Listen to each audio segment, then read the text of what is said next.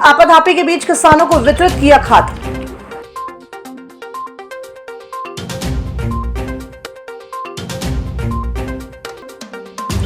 Train connectivity बढ़ाने कमलनाथ ने rail मंत्री को लिखा पत्र।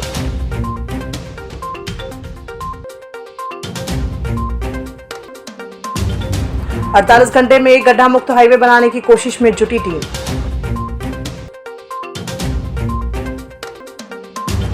कैमरे में कैद हुई नवजात को फेंकने वाली युवती। और जेई पर आरोप, नौकरी लगाने लिए थे पैसे, बाद में अभद्रता कर निकाला। नमस्कार, आप देख रहे हैं छिंदवाड़ा लाइव और मैं हूं आपके साथ कंचन। आइए अब बढ़ते हैं खबरों की ओर। अमरवाड़ा के खाद वितरण केंद्र पर सोमवार को खाद लेने पहुंचे किसानों की भीड़ के कारण आपाधापी मच गई। भारी संख्या में किसानों के पहुंचने से अव्यवस्था फैल गई। लंबी कतारों में लगे किसानों को खाद लेने के लिए घंटों इंतजार करना पड़ा, जिससे धक्का मुक्की की स्थिति बन गई, जिससे महिलाओं और बुजुर्गों को काफी परेशानी हुई। मौके पर पहुंची पुलिस को केंद्र पर व्यवस्था बनने में काफी मशक्कत करनी पड़ी। इस दौरान प्रशासनिक अधिकारी भी मौजूद रहे।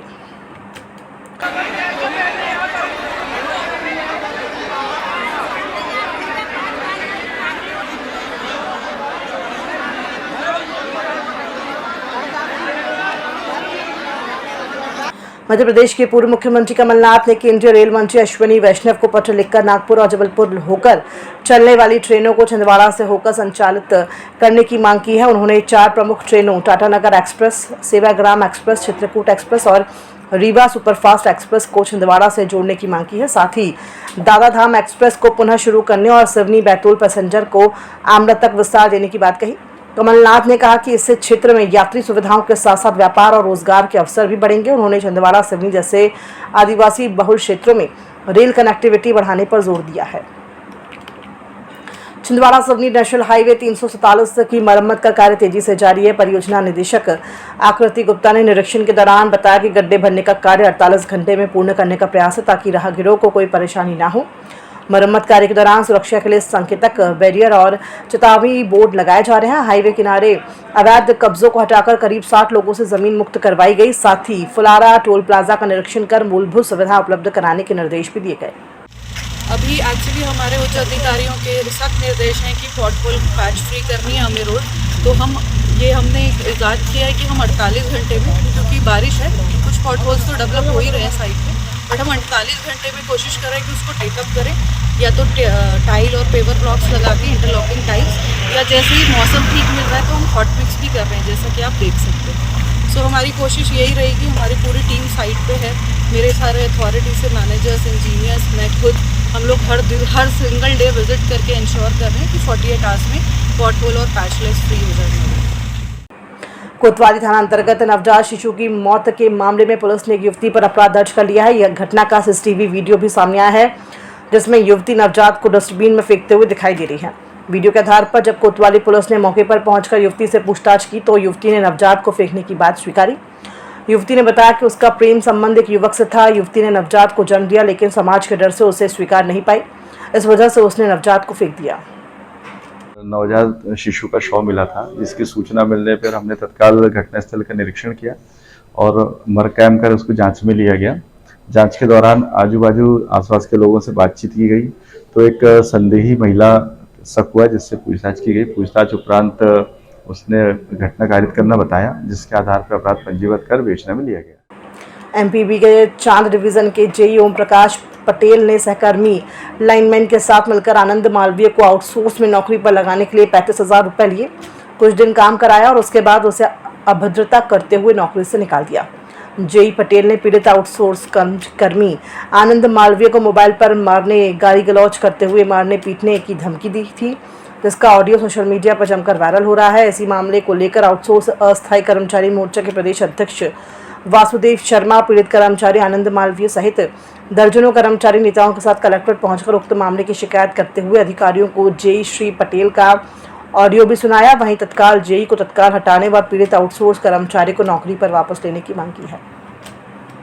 बिजली के रखरखाव के लिए या अन्यथा अपने खेतबाड़ी का काम के लिए, तो ओम प्रकाश पटेल जो है अपने जेई, वो हम लोगों से यही काम करवाते हैं। हम ये चाहते हैं कि हम लोगों को जो आउटसोर्स भाई हैं, हम लोगों को न्याय मिले, और जो अधिकारी हम लोगों से जो अभद्रतापूर्वक बात करते हैं इनको इनकी सज़ा मिले। और फ़ोन में भी बातचीत हुई थी क्या आपकी? जी, हमारी फ़ोन पे इनसे बात हुई है। क्या चर्चा हुई इसमें? इनसे हमारी चर्चा ये हुई थी कि सर जो हमको ये अभद्रतापूर्वक बात कर रहे थे, तो इनसे हमने बोले कि आप क्या बात है। ये बोलते हैं कि बोले आप किससे बात कर रहे हो, ये अपने सुनील सिंह लाइनमैन जी बोलते हैं। ये एमपीवी के चांद डीसी में जो जेई हैं पटेल साहब, उन्होंने आउटसोर्स में नौकरी लगाने के लिए मालवी से 35,000 रुपये लिए।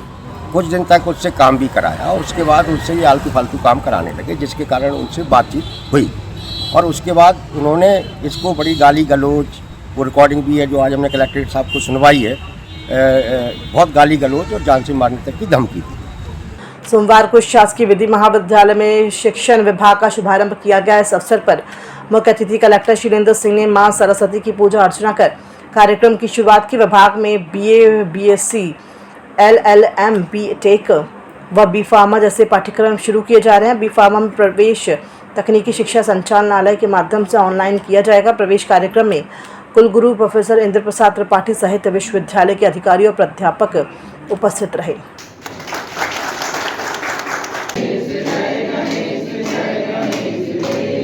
बहुत अच्छे हैं, क्वालिटी बहुत अच्छी है, उनमें कर्मठता है, कमिटमेंट है। अगर ये सब आपके साथ आगे रहेगा निश्चित तौर पर। छिंदवाड़ा में नशे से दूरी है जरूरी अभियान के तहत 20-21 जुलाई को जिले भर में जन जागरूकता कार्यक्रम आयोजित किए गए। इस दौरान पुलिस, शिक्षा और खेल विभाग के सहयोग से छात्र छात्राओं और NCC, स्काउट गाइड और नागरिकों की विशाल मानव श्रृंखला बनाई गई। पुलिस ग्राउंड सहित विभिन्न स्कूलों में लगभग 2000 विद्यार्थियों ने भाग लेकर नशा मुक्ति की शपथ ली। जिले के सभी थानों में भी स्थानीय नागरिकों के साथ मिलकर अभियान चलाया गया। इस अभियान में माननीय पुलिस अधीक्षक महोदय श्री अजय पांडे सर के मार्गदर्शन में, अतिरिक्त पुलिस अधीक्षक महोदय श्री आयुष गुप्ता सर के मार्गदर्शन में आज जिला छिंदवाड़ा में मानव श्रृंखला का आयोजन किया गया है, जो करीब 2 से 3 हज़ार बच्चे और उनके अभिभावकगण इस मानव श्रृंखला में उपस्थित हुए। पुलिस अधीक्षक अजय पांडे और ASP आयुष गुप्ता के निर्देशन में गठित विशेष पुलिस टीम ने 48 घंटे के भीतर जिले में विभिन्न थानों में से फरार चल रहे 9 स्थायी वारंटियों को गिरफ्तार किया। गिरफ्तार आरोपियों पर 1000 से लेकर 10,000 रुपये तक के इनाम घोषित थे। इनमें 19 साल पुराने मामले में आरोपी राजा उर्फ इमरान सहित देहात, चौरई, हर्रई व कोतवाली थाना क्षेत्रों के वारंटी शामिल हैं। टीम ने सभी आरोपियों को न्यायालय में पेश किया। पुलिस की धरपकड़ अभियान लगातार जारी है। जिले में 15 से 30 जुलाई तक चलाए जा रहे नशे से दूरी है जरूरी अभियान के तहत पुलिस द्वारा विभिन्न स्कूल कॉलेजों में चित्रकला, निबंध, रंगोली और पोस्टर प्रतियोगिताएं आयोजित की गई। इस जन जागरूकता अभियान में छात्र छात्राओं के साथ उनके अभिभावकों को भी शामिल कर नशे से होने वाले नुकसान के बारे में बताया गया। सभी थाना प्रभारियों ने अपने क्षेत्रों में मानस हेल्पलाइन और महिला ऐप मनहित ऐप की जानकारी दी और नशा मुक्ति की शपथ दिलवाई। कार्यक्रम में छात्रों ने अपनी रचनात्मकता के जरिए समाज को जागरूक करने का संदेश दिया। अखिल भारतीय हिंदू सेवा दल द्वारा धार्मिक एकता और भक्ति भाव के साथ कांवड़ी पदयात्रा का आयोजन किया गया। ये पदयात्रा छिंदवाड़ा के अनगढ़ हनुमान मंदिर से रामेश्वर धाम में संपन्न की गई। यात्रा में बड़ी संख्या में श्रद्धालु शामिल हुए, जिन्होंने जय मां भारती और हिंदू हिंदू भाई भाई के नारों के साथ उत्साहपूर्वक भाग लिया।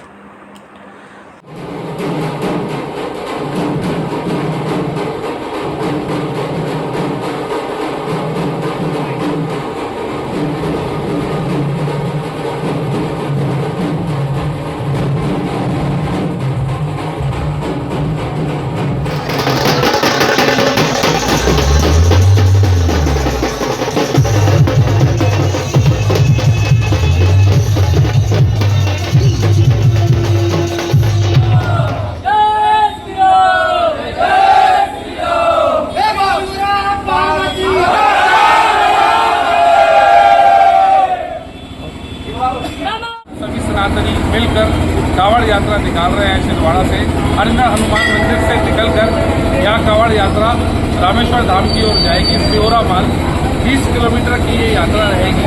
इसमें नंगे पैर हम हमारा संकल्प लेते हुए शहर के अच्छे वातावरण और शहर में सनातनियों को मजबूत करने के लिए गौ रक्षा का संकल्प लेते हुए हम ये यात्रा निकाल रहे हैं। छिंदवाड़ा में सावन के पावन सोमवार को शिव अभिषेक के बाद श्रद्धापूर्वक फलाहारी भंडारे का आयोजन किया गया। आयोजन में 40 किलो से अधिक फलाहारी प्रसाद तैयार कर 500 से ज़्यादा श्रद्धालुओं को वितरित किया गया। लोगों ने इस सेवा को भक्तिभाव से स्वीकार किया और आयोजकों के समर्पण की सराहना की। बीते 3 वर्षों से आयोजन निरंतर सावन सोमवार को किया जा रहा है। भक्ति और सेवा का ये संगम शिव भक्ति की भावना को और भी प्रगाढ़ करता है। हर सावन सोमवार में मावरे जी पंजीयन सर्विस प्रोवाइडर द्वारा यह सावन सोमवार में भंडारा कराया जाता है। सुबह अभिषेक होता है, शाम को हम भंडारा करते हैं शाम 4 बजे से। भोले बाबा की कृपा, भोले बाबा की प्रेरणा से हम इतने साल से भंडारा कराते आ रहे हैं और भोले बाबा का आशीर्वाद रहा तो आगे तक यह चलता रहेगा। जय श्री महाकाल। कितने सालों से करवा रहे हैं? लगभग 3 साल हो गए। सोमवार को मध्य प्रदेश आंचलिक साहित्यकार परिषद की जवाहर कन्या उच्चतर माध्यमिक विद्याशाला में पावस गोष्ठी का आयोजन हुआ। वरिष्ठ कवि रत्नाकर रतन ने रामायण और भारतीय संस्कृति पर अपने विचार व्यक्त किए। कविता की भूमिका पर परिषद अध्यक्ष अवधेश तिवारी ने मन को शुद्ध रखने वाली करुणा का महत्व बताया और अन्य कवियों ने जीवन, प्रेम और प्रकृति से जुड़ी भावपूर्ण रचनाएं प्रस्तुत की। कार्यक्रम में सभी ने साहित्य के माध्यम से समाज में सकारात्मक संदेश देने पर बल दिया।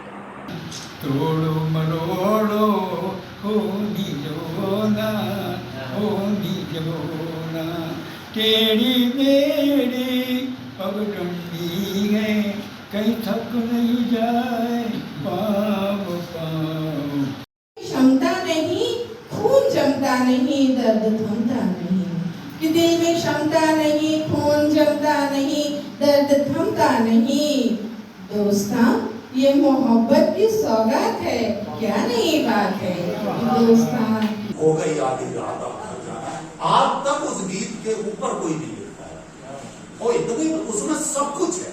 जो एक कविता में, जो एक गीत में, काव्य के नाम पर जो कुछ सर्वोत्कृष्ट होना चाहिए उस कवि ने, कौन, मुझे कवि का नाम भी नहीं पता, आप लोग ज्यादा जानते होंगे, उसमें सब कुछ कह दिया गया, सारी रिदम है। तो आप लोग वो बात क्या है, आप सब लोगों ने वो काम किया है, रूप सबके अलग अलग हैं। कन्या जवाहर स्कूल में कर रहे हैं। हमारी गोष्ठियाँ निरंतर चालू हैं। यह गोष्ठी पावस को समर्पित है। हमारी गोष्ठी में आज बिछुआ, अमरवाड़ा, शिवनी, मंडला आदि के कवि भी इस कार्यक्रम में शामिल हैं, जो अपनी रचनाओं से हमें मंत्रमुग्ध कर रहे हैं। निरंतर हमारी जो गोष्ठियाँ हैं ये चल रही हैं और गोष्ठियों के माध्यम से हम नए जो कलाकार हैं, नए साहित्यकार हैं, उनको प्रोत्साहित कर रहे हैं। साथ ही साथ आशा करते हैं कि जो नए लिखने वाले हैं वे हमसे जुड़ें, हमारी संस्था में आएं और साहित्य लेखन में देश में अपना नाम करें। खबरों में फिलहाल इतना ही। दीजिए इजाज़त। नमस्कार।